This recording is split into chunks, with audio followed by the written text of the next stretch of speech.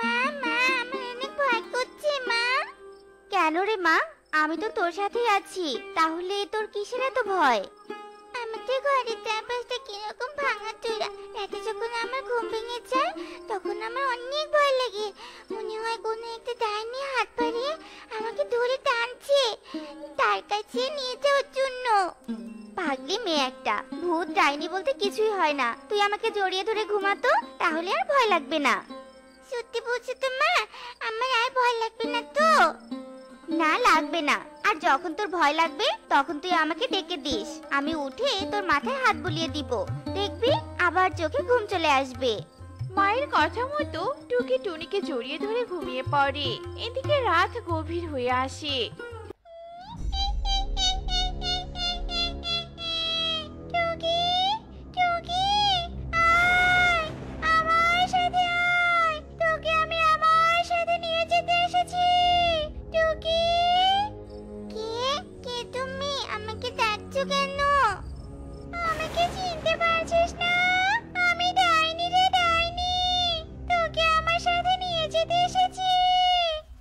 না না, তুমি মিথ্যে বলছো।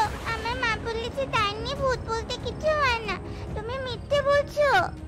তাই নাকি রে? তোর মা তো তোকে মিথ্যে বলেছে, তুই ভয় পাবি বলে। দেখবি, দেখবি নাকি আমাকে? তবে দেখ। মা, আমাকে বাঁচাও, মা আমাকে বাঁচাও। আমাকেও ধরে নিয়ে যাবে। বাঁচাও, বাঁচাও। কি হলো টুকি? কে তোকে ধরে নিয়ে যাবে? ও ও ও আমাকে ধরে নিয়ে যাবে। ওই ডাইনিটা আমাকে ধরে নিয়ে যাবে। এখানে কেউ নেই, তুই চোখ খুলে দেখ। দেখ মা, এখানে তুই আর আমি ছাড়া কেউ নেই। এ কি? ডাইনিটা কোথায় গেল? এখানেই তো ছিল। মা, এই জানালা দিয়ে হাত বাড়িয়ে দিয়ে আমাকে ডাকছিল। ভয় পাস না মা, আয় তুই আমার পাশে শুয়ে পড় তো, আর আমি তোর মাথায় হাত বুলিয়ে দিচ্ছি। কিন্তু মা, তুমি যখন ঘুমিয়ে পড়বে তখন তুই ডাইনি আবার আমাকে নিতে আসবে। না মা, আমি ঘুমাবো না। সকাল হওয়া পর্যন্ত তোর পাশে আমি বসে থাকবো, যেন ডাইনি আর না আসতে পারে, কেমন? বাকি রাতটুকু টুনি টুকির মাথায় হাত বুলিয়ে দেয়। আর এভাবে রাত কেটে সকাল হয়। মেয়েটা এখনো ঘুমাচ্ছে। রাতে মেয়েটা আমার অনেক ভয় পেয়েছে, আর পাবেই বা না কেন? ছোট বাচ্চা মেয়ে আমার, ভূতে তো ভয় পাবেই। কবে যে এই ভাঙা ঘরটা সারাতে পারবো, নইলে মেয়েটার আমার ভয়ই কমবে না। মা, রান্না হয়েছে তোমার? হ্যাঁ রে মা, হয়েছে। তুই আবার উঠতে গেলি কেন? আরেকটু ঘুমাতে, রাতে তো ঘুমাতে পারিসনি। আমার ঘুম পাচ্ছিল না। তোমার রান্না হলে আমাকে খেতে দাও মা, আমার খিদে পেয়েছে। দাঁড়া মা, দিচ্ছি। একে মা, আজকেও ডাল ভাত? আমাদের রোজ রোজ ডাল ভাত খেতে ইচ্ছেই করে না। তুমি মাছ রান্না করলেও তো পারতে। মাছ কোথায় পাবো বল? মামির সংসার আমাদের। অন্যের বাড়িতে কাজ করে যে কটা টাকা পাই তা দিয়ে চাল ডাল কিনতেই শেষ হয়ে যায়। তাছাড়া মাছের অনেক দাম রে মা। আমি যে কবে মাছ দিয়ে ভাত খেয়েছিলাম আমার মনেই পড়ে না। জানো তো মা, স্বপ্নে আমি মাঝে মাঝে বড় বড় মাছ দিয়ে ভাত খাই, অনেক মজা লাগে। আর বলিস না মা, আর বলিস না। তোর এসব কথা যে আমি আর সহ্য করতে পারছি না। টোনা যদি থাকতো তাহলে তার মেয়েকে মাছ মাংস সব এনে খাওয়াতো, কিন্তু যার বাবা নেই তার শখ আল্লাহ কে পূরণ করবে বল? মা, তুমি কেঁদো না, কেঁদো না তো। আমি আর কখনো তোমার কাছে মাছ খেতে চাইবো না। তবুও তুমি কেঁদো না মা। না রে মা, আমি তোর কথায় কাঁদছি না। আমি তো কাঁদছি আমার ভাগ্য নিয়ে, আর ভাবছি সৃষ্টিকর্তা কেন আমাদের গরিব করে পৃথিবীতে পাঠিয়েছেন। হয়েছে মা, তোমাকে আর কিচ্ছু ভাবতে হবে না। তোমাকে না কাজে যেতে হবে, যাও, নইলে কাকুলি কাকিমা আবার অনেক রাগ করবে। টুনি টুকিকে খাইয়ে কাকুলির বাড়িতে যায়। টুনি কাকুলির বাড়িতে ঝিয়ের কাজ করত।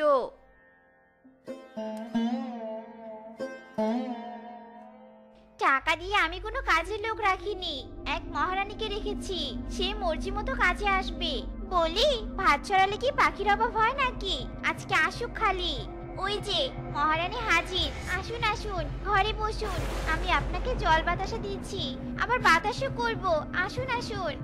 ভুল হয়ে গেছে দিদি, আমার আর দেরি হবে না। আমি তোমার সব কাজ নিমিষেই করে দিব গো।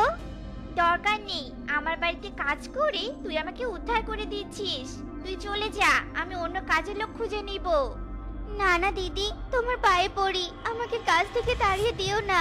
এই কাজটা চলে গেলে যে মা আমি না খেয়ে মরবো গো। তা তোরা মরবি না বাঁচবি তাতে আমার কি? আমার কাজ করার সময় তো মনে থাকে না যে অন্যের বাড়িতে টাকা দিয়ে কাজ করি, একটু মনোযোগ দিয়ে করি? তা না, তুই তো চলিস তোর মর্জি মতো।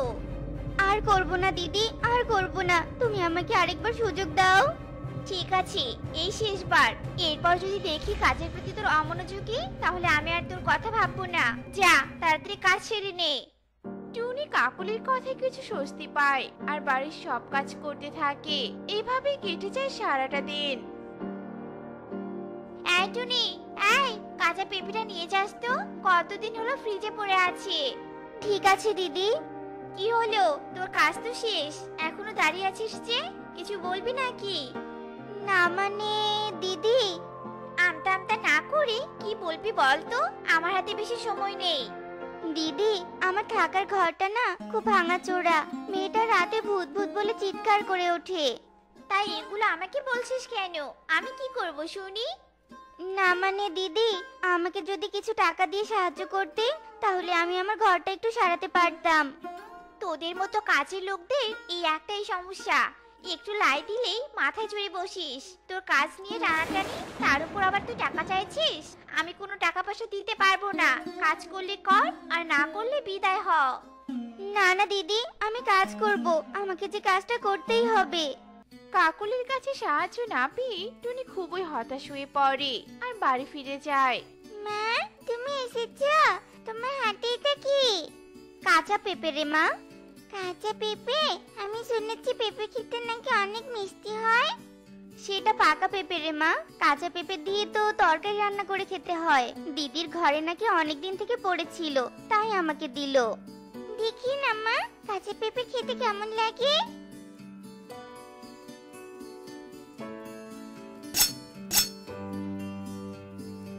মা দেখো, এটা কি হলো? আহা, তোমাদের অনেক ধন্যবাদ। তোমাদের জন্য আমার এতদিনের অভিশপ্ত জীবনের সমাপ্তি ঘটলো। কে তুমি? আর এই পেঁপের ভিতর কি করছিলে? আমি হলাম পেঁপে কন্যা। আমার একটা ভুলের জন্য এতদিনে পেঁপের মধ্যে আমি বন্দী ছিলাম। তোমরাই আমাকে মুক্ত করলে। কিন্তু তোমাদের মন খারাপ মনে হচ্ছে, বলো তো আমাকে তোমাদের কি হয়েছে? তেমন কিছু না, টুকি পেঁপে খাওয়ার আনন্দে পেঁপে কেটেছিল, কিন্তু তার ভিতরেই তুমি ছিলে। ও, এই ব্যাপার। দাঁড়াও, তোমাদের আমি একটা উপহার দিচ্ছি। একে, এটা তো একটা কাঁচা পেঁপের বাড়ি। এই বাড়িতে দেখতে খুব সুন্দর। শুধু সুন্দর নয়, তোমরা এই কাঁচা পেঁপের বাড়িতে থাকতেও পারবে, আর যা ইচ্ছে করবে তা খেতেও পারবে। কি, তুমি সত্যি বলছো? মা চলো তো, চলো গিয়ে দেখি। মা দেখেছো কত সুন্দর বিছানা, আর কোনো ভাঙাও নেই। এখানে থাকলে আমার কোনো ভয় লাগবে না। দাঁড়াও, আমি একবার খাবার চেয়ে দেখি তো। পেঁপে খায়, পেঁপে খায়, তুমি আমাকে মাছের মাথা দিয়ে ভাত দাও। ওরে মা, দেখেছো পেঁপে কন্যা তো সত্যি বলেছে, এখন আমাদের আর কোনো কষ্ট থাকবে না। সেই দিন মা মেয়ে খুবই আরাম করে পেঁপে ঘরে ঘুমায়। পরের দিন টুনি কাকুতি বাড়িতে যায়।